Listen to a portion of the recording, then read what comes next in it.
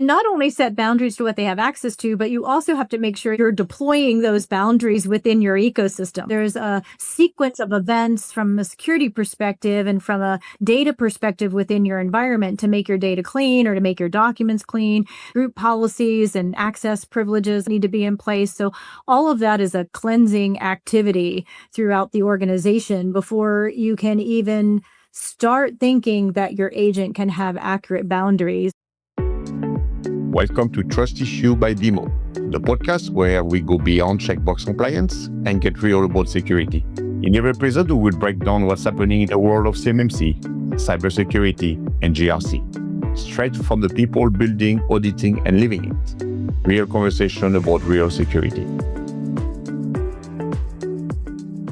Cindy Oliveto, BEMO's Senior Director of Operations at BEMO. Cindy is responsible for every team that touches every single customer outcome.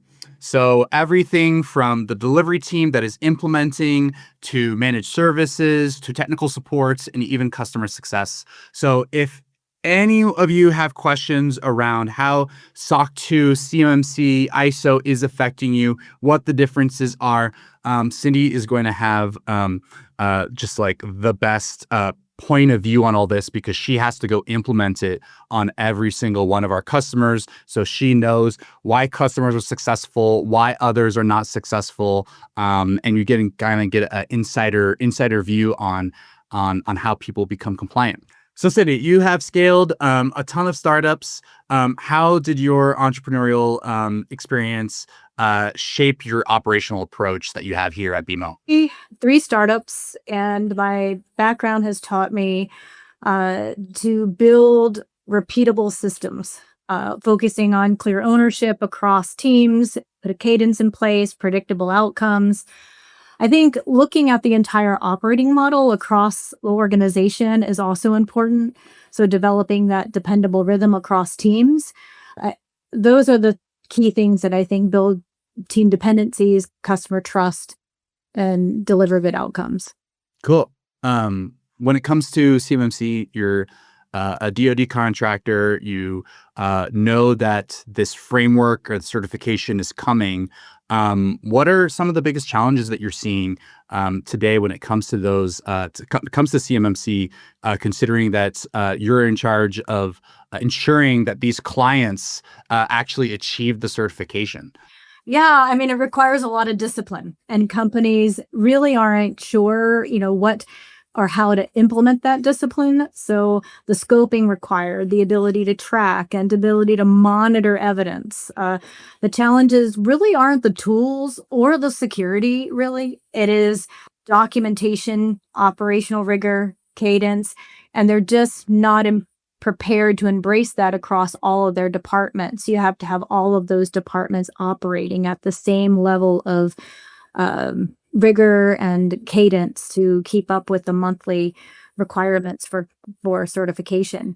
At BEMO, we've walked through this ourselves, and we share our own best practices with our customers. So they always get to learn from us and develop their ongoing operational rigor from the lessons we've learned as well. I think to second, I would say in this point, I think having people just feel like, hey, certification, I get my piece of paper. So they ask you the question, what does it take to get there? But they always forget to ask you, what does it take to remain compliant, keep going. And you have to, what do you have to show every month? What would you have to show that you do every month, you do every quarter, you do every year to your assessor? Because when it will come back a year later or 2 years later, and you will like, oh, I haven't done this and this, So again, it's just, people just think the one time, but again, if you don't need to go into compliance, don't go there because it costs money. But once you start, you cannot stop. So a lot of these CMMC DoD contractors kind of fall under this trap of not being operationally, or I should say, not having operational excellence. What are some of the things that you do to ensure that these companies have that operational excellence as they work with you? Well, our delivery team sets like a clear cadence, set of roles and expectations with the organizations we work with. And we break down the phases and the approach to becoming compliant to make it easier for them. We ensure customers know what it takes to manage, the security, manage it from a business standpoint. We give them templates so that it helps them, come up to speed real quickly around what those policies and what the controls mean.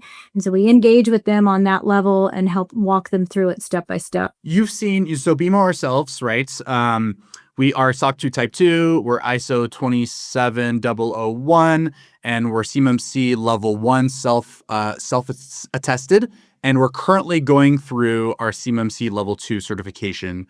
So you've seen what it takes to have to maintain these 3 different, let's call it common or popular frameworks.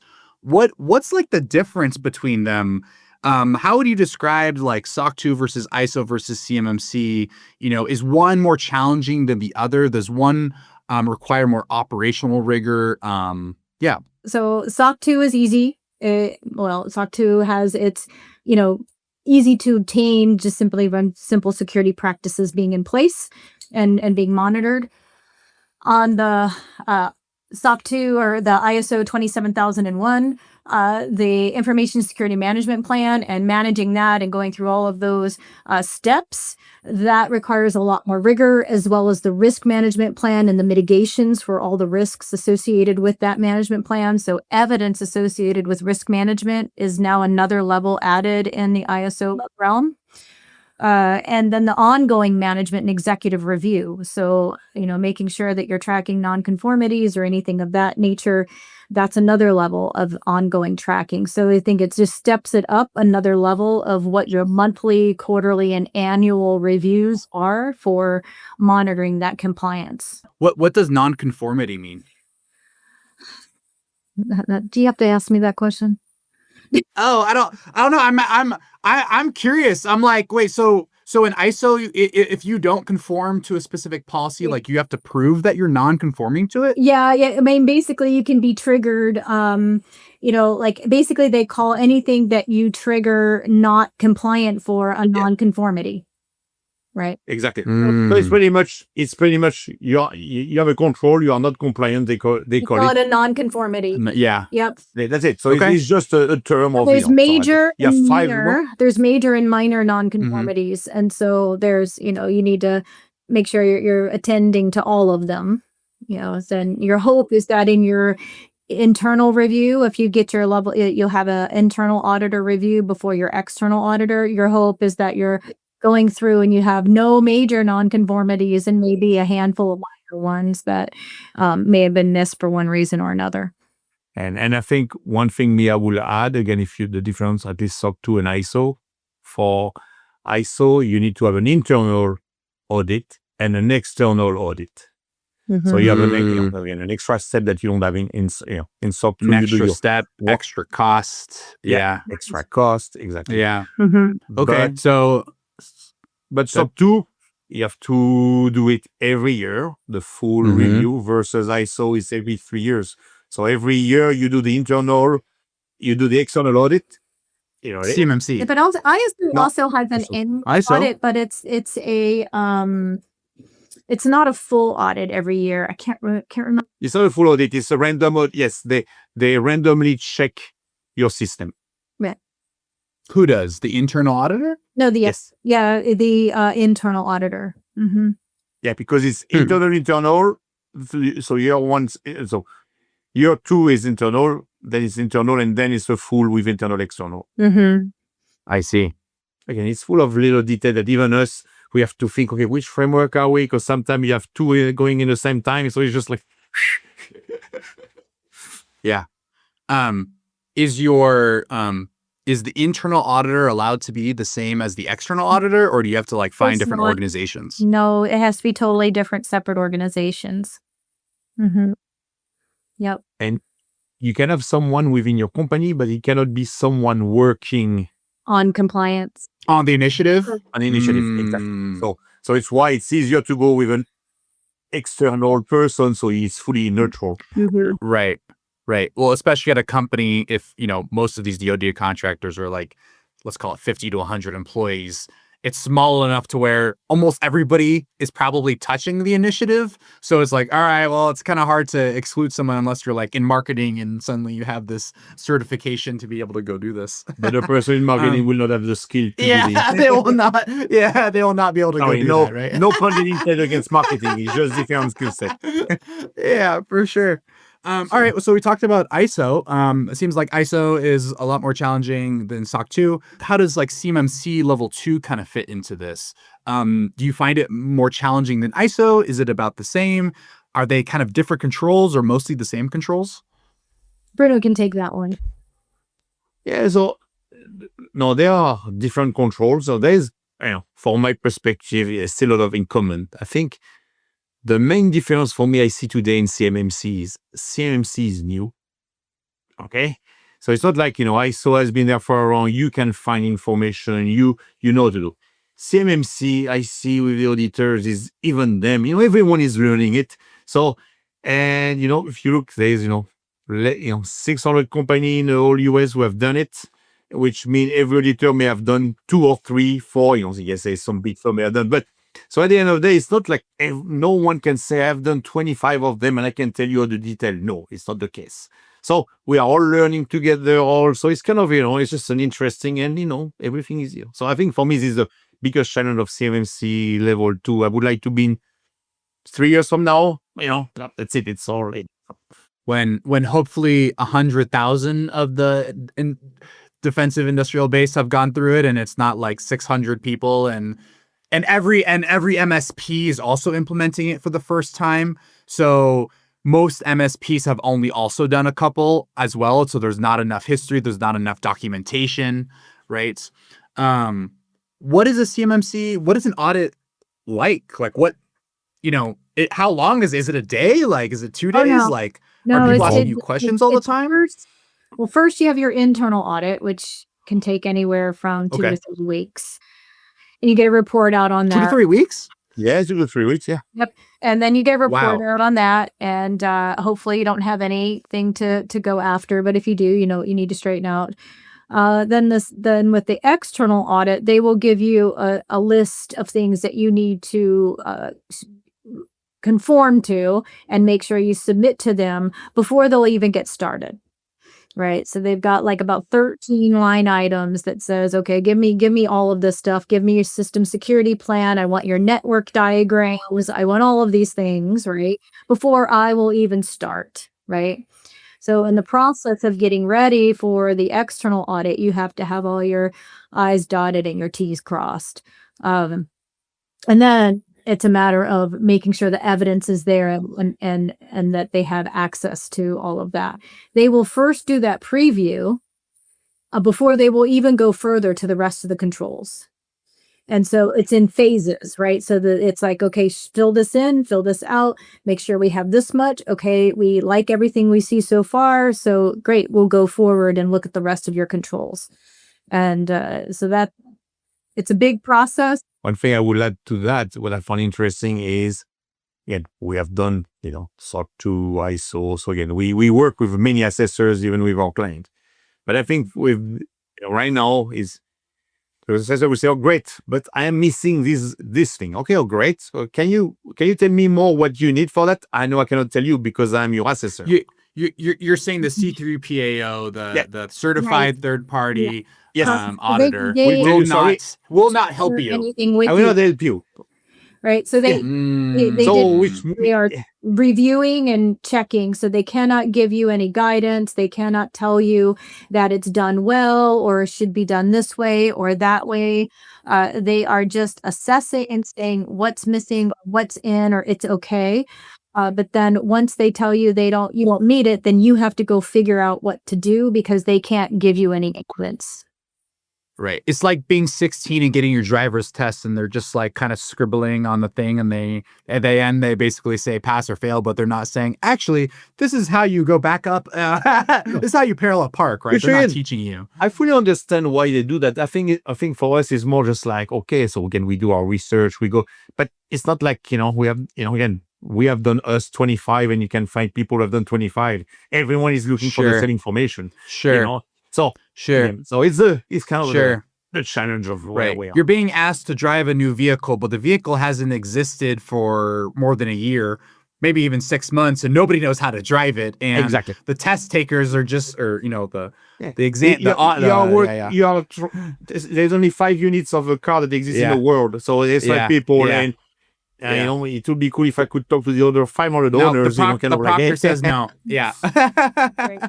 Yeah. Okay. But I think one of the things to- that these frameworks and having multiple frameworks at BEMO that we certify on has driven us to is automation, right? Because in order to be efficient and effective, we've driven ourselves to automation. And so automating evidence capture through, having Microsoft services direct, so going into Purview, Intune, Defender, Sentinel logs, etc., and pulling the information out, automatically creating the reports we need, automatically saving that evidence out, being able to, send it to a folder on SharePoint, be able to link it into our Drata implementation.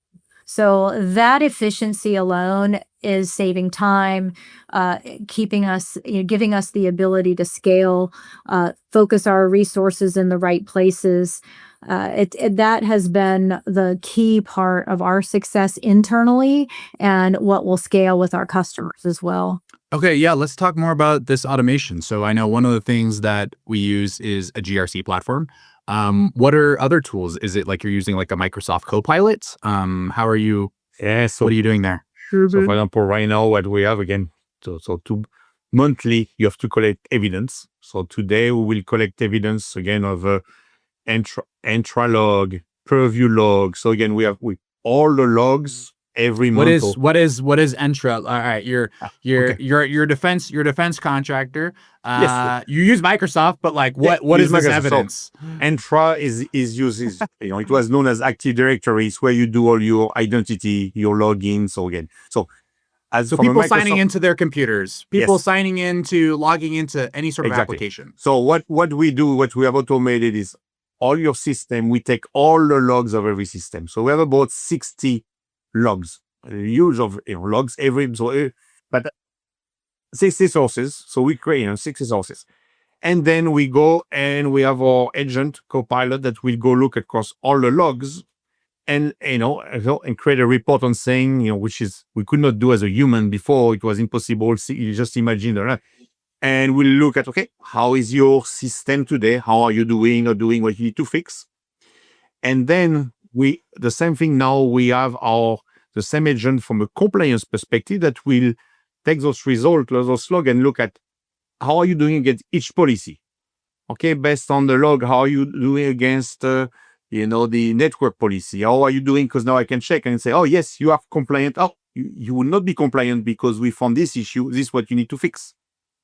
So again, now I can go to an auditor and say, hey, Mr. Auditor, you can see we check every month our log, everything against the policy, and I can show you we were compliant against the policy. This month we have an issue against this policy. You can see we open the ticket in our system. You can see how long it took us for us to fix it. So that's it. So now an assessor, when they do the audit, will be able to, again, the goal of the assessor is to prove you are doing what you tell them you do, but they don't know it. Now they can just see the system that, I can see they do it. It's every month, it's automated. Sure.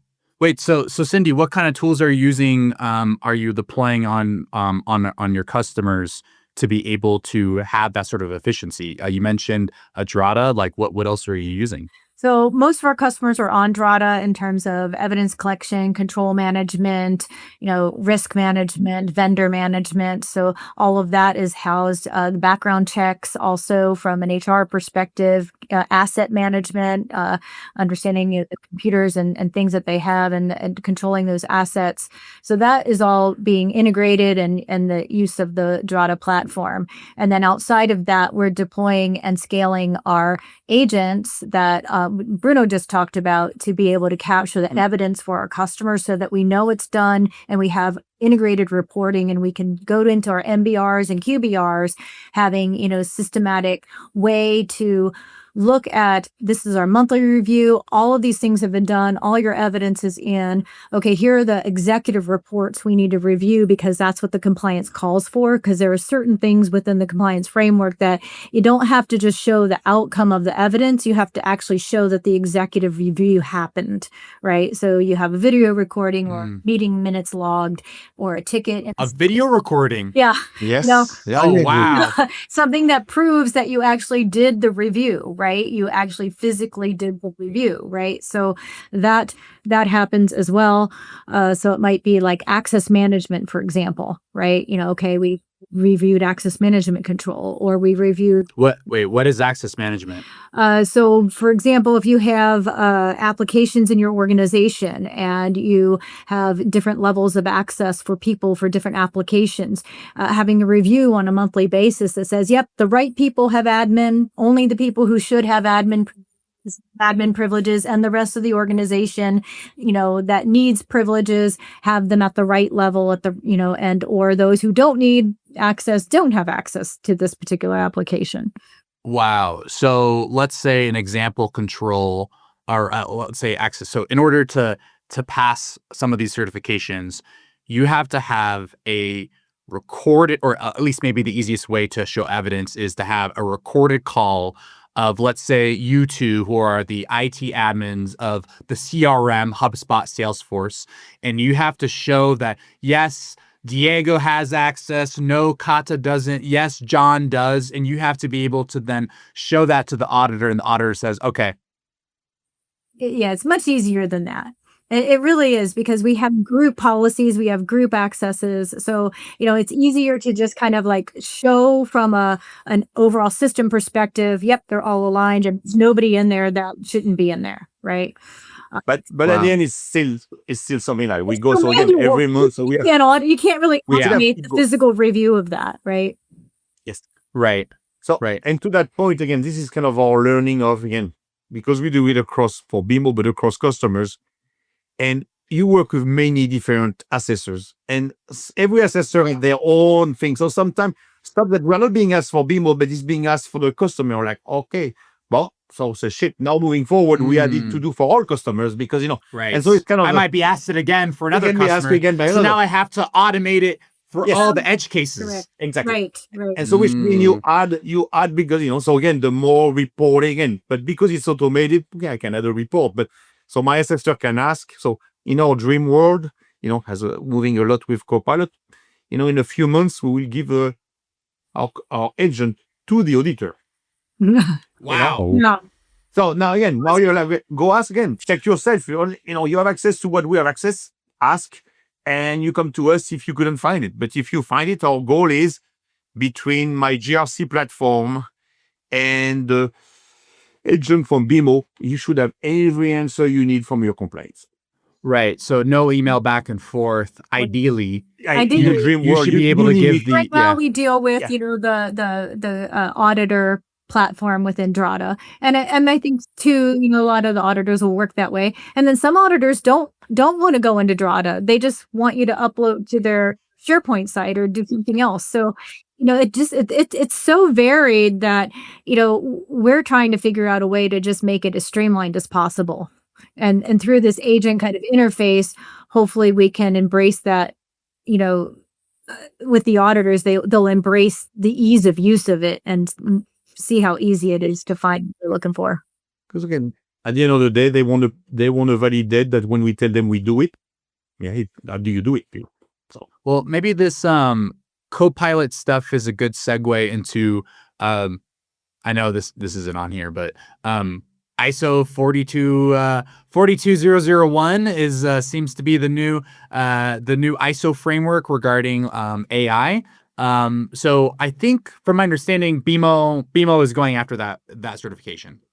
Yep, we are. yes, we are. I don't know. Does it sound fun? Yeah, that's right. I think the way we talk about it is, again, from a security perspective, it's all about ISO 27001. And then what I would call the add-on about AI, and simplify it, but the add-on about AI is the dent. So 4201 would be, there's extra stuff you have to do, again, to validate, again, your agent, the integrity, the whole security around your agent and how you think about it. So it's kind of,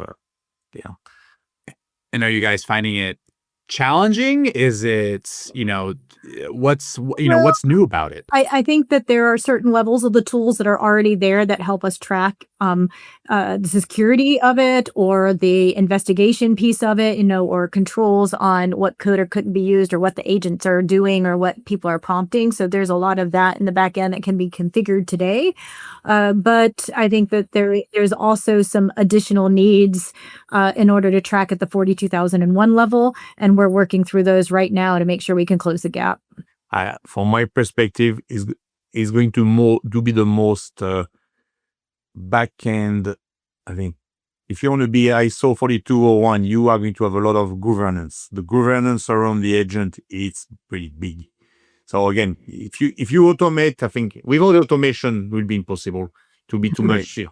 Yeah. And when you mean agents, do you just mean like my Chat GPT subscription? Do you mean like my Copilot subscription? So again, if I take on a Microsoft perspective, you have the license for you to create agents, Copilot Studio or Microsoft Foundry, and you create your agent. But again, I think of an agent the same as a human. An agent has an identity. The agent has some rights. So as boundaries. So the same as imagine someone in HR. I'm someone in HR. That person is allowed to do this, is not allowed to do something else. And you want to make sure that person is not going to go outside world and share information they're not supposed to do. Same thing with an agent. Sure. As a sales rep, I shouldn't be able to go look up what everybody makes or what the CFO is talking privately to the CEO about, that sort of thing. And so what you're saying is that, okay, when you create, Cindy, when you create these co-pilots or agents, you have to set boundaries for like what they have access to. Yeah, and not only set boundaries to what they have access to, but you also have to make sure you're deploying those boundaries within your ecosystem, right? So let's say data loss prevention as an example, right? We are, tagging all of our documents. They have labels associated with them, and if those aren't there, then how do you actually deploy those controls, right? So there's a sequence of events from a security perspective and from a data perspective within your environment to make your data clean or to make your documents clean.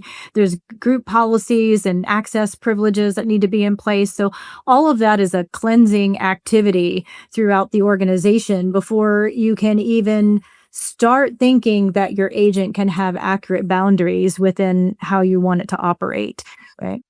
But what I would like to say, and by default, I think, for anyone that will listen to us, if there is one thing, is by default, your employee are today using AI and you don't know it. So they are using AI. Your data are going out of the door. They are going out of the door. You don't know it is going out of the door. If you don't, the first thing you do is be able to stop what I call the shadow AI. Shadow AI. So you have a shadow IT and your shadow agent. Is okay. So right now so anyone listening is go do that, because today if you don't, you think it's not happening, of course it is. Sure. When it talks about this data cleansing piece, I think I heard you talk about this before, Cindy, but I think you made a mention of, like, for example, our CFO has multiple versions of our financial model. He has 2.1 through 7.2, depending on what will happen that year. And so kind of what you're saying is that not all of those different model drafts should necessarily be able to be consumed within your AI models. Correct. Right. Right. Surface themselves. Right. Mm-hmm. That's right. So you have to kind of figure out, what do you want to archive? What do you want in draft? How do you want to deal with those, confines? And what do you want to show up in your clear, is in results or not? Right. So it is a big cleaning. Yeah. I mean, I just think of, let's say you have 100,000 files, which I'm sure any organization of over 30 to 50 people has. I probably have that many. 100,000 to 500,000. You have that many? Probably do. How, are you just going one by one and manually classifying or labeling which documents should be consumed? Again, this goes back. Go ahead, Bruno. Quite silly. Oh, so no, Sorry. I mean, we went through a process at BEMO where we automatically classified every document, like automatically put labels on them.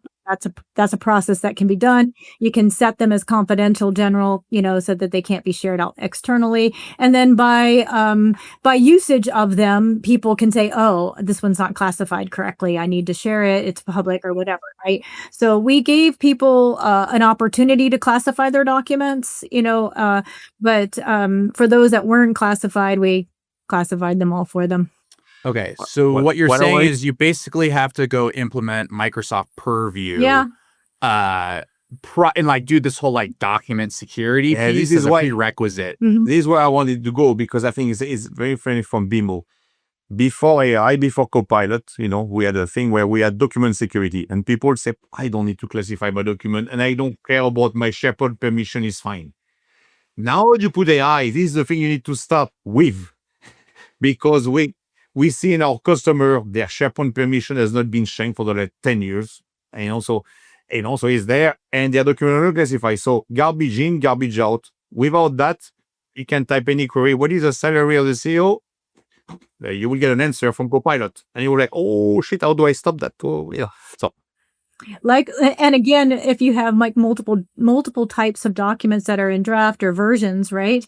Your whole result set's going to come back and said, I have found, and it's going to be this long. It's going to be totally like, 90% irrelevant to what you're looking for. So are you thinking, so in the Microsoft world, right, we have SharePoint, we have like OneDrive for Business is like your personal storage. Is the idea that all the things that should be able to be consumed should be in SharePoint specifically, and then nothing within OneDrive is like governed? no, you can, again, you can set again, you decide in Copilot or when you set up, where do you want to allow? You could only allow one SharePoint site. You could allow all of them. You could do SharePoint, OneDrive. You decide as a company what you want. So, and if you were to start with at the beginning, your company would just allow one site to start. Okay, go classify your government, and as you classify, you open a second site and a third one. Kind of. So it seems like kind of what you're insinuating, Cindy, here is that yes, you can go buy a Microsoft Copilot license, but it might take you like 3 to 6 months to go do this like cleansing and classification, and you should just default block first, then do your classification project, and then go assign Copilot licenses. Yep. Yes, That's exactly right. Okay. Mhm. exactly right. How long does that take? Well, it depends. I mean, it didn't take us very long, but we're efficient at it, right? So, but customers that maybe aren't used to the rigor or haven't cleansed out their stuff or have bad habits, right, of keeping lots of things or don't archive often or don't have a structure in place and they haven't thought through their permissioning in a long time, that could take a little bit of time. And from my understanding too, if you're an old enough company, this only works on like recent versions of Word, Excel, etc. So if you've been long enough to have, let's say Word 97 or something, then you have to go bring those to the latest versions to have like the correct meta tags or any of that stuff. To my knowledge, it will work. It'll work. It will work. Good question because I guess I don't have any customer that are backtracked. That but I old? think it would work. Yeah. Right, I don't, yeah. Mm. Right, yeah. So one of the things you mentioned were tags. So that's an interesting concept, and a lot of customers we've seen don't necessarily use them within in SharePoint, and that would be a recommendation to kind of think through your SharePoint strategy or how you want to tag your documents or what the profile is of them, because that can be very helpful as well in terms of getting you search results that are faster or better or more targeted. Amazing. Well, let's just do one last question to each of you. You're getting started. You're a CEO of a defense contractor. You're trying to get started with CMMC level 2 today. What's the first thing you do? Where do you start? Identify your core team that is going to drive this initiative. Very Okay, so not buying tools, not anything, just identifying who's in charge of it. Who's in charge of it and who's owning it and who are the players, right? Then I'd Are say, you saying that? Are you saying that because the people, the customers that they don't necessarily have a point of contact or a champion. And so it ends up being that nobody's driving the initiative. I think in terms of the customer side of things, we see that there's a champion or we see that there's a owner and that there's a strategy, but they don't necessarily really understand the cohesiveness of the team that's needed. Right. And what their accountabilities and responsibilities are for each role.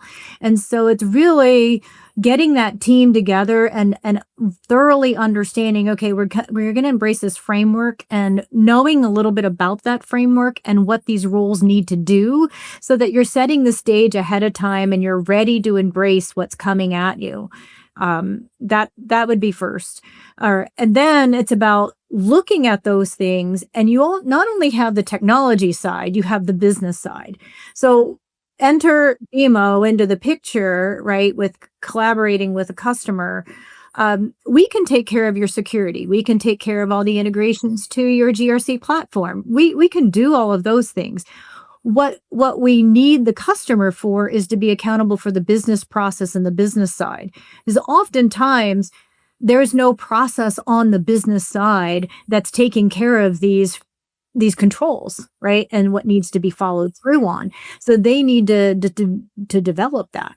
So operationally looking at routines, knowing who does what, how often do they do it, what evidence and what tools are needed to do that. And oftentimes it's not just the GRC platform tool that's needed. It's like some process within the business. So if you don't have a change management process or change board that reviews these changes that come in from a software or application perspective, the business is going to need one, right? So that's something they need to implement. Second is building comfort with the systems thinking, because that's what's going to help you really move through your compliance more effectively. And then third, automation, because it's going to help you keep up with things. Me on my side is, are you sure you are ready for the long run? Again, it's not again. So again, you are not signing up just, for the long run. And the second is you are going to, people, you will have to do all your policies, and it's very boring. The problem is you need to make sure you write them correctly and you are in agreement with your business, because you will be reviewed against them. So it's not just do a piece of paper, is the assessor will check what is written in that policy is what you are doing. So it's kind of... And that right. goes back to the who does it, how often, what evidence, what tools, because what's in your policies has to be enacted in your business. Some of that we can do because we do manage your security, and we know what those policies are, and we know how to achieve them, and we can help you achieve and check that box off. Some of these rely on business process. And so how much of that do you have defined and in place right now? Wow. Well, great. Well, thank you so much, Cindy, for joining us today. I hope everybody learned a lot, and we'll see you next time. That is another episode of Trust Issue. In this conversation, help you think differently about compliance, security, or trust? Share it to help someone who is still stuck in a checkbox mode. Each week, we will keep bringing you more episodes, resources, and real-world insight from the BEMO team. Wherever you are listening from, don't forget to rate the podcast and follow us to stay up to date on the latest development in the GRC space. Remember, compliance gets you certified, but real security, that earns trust. Thank you for listening.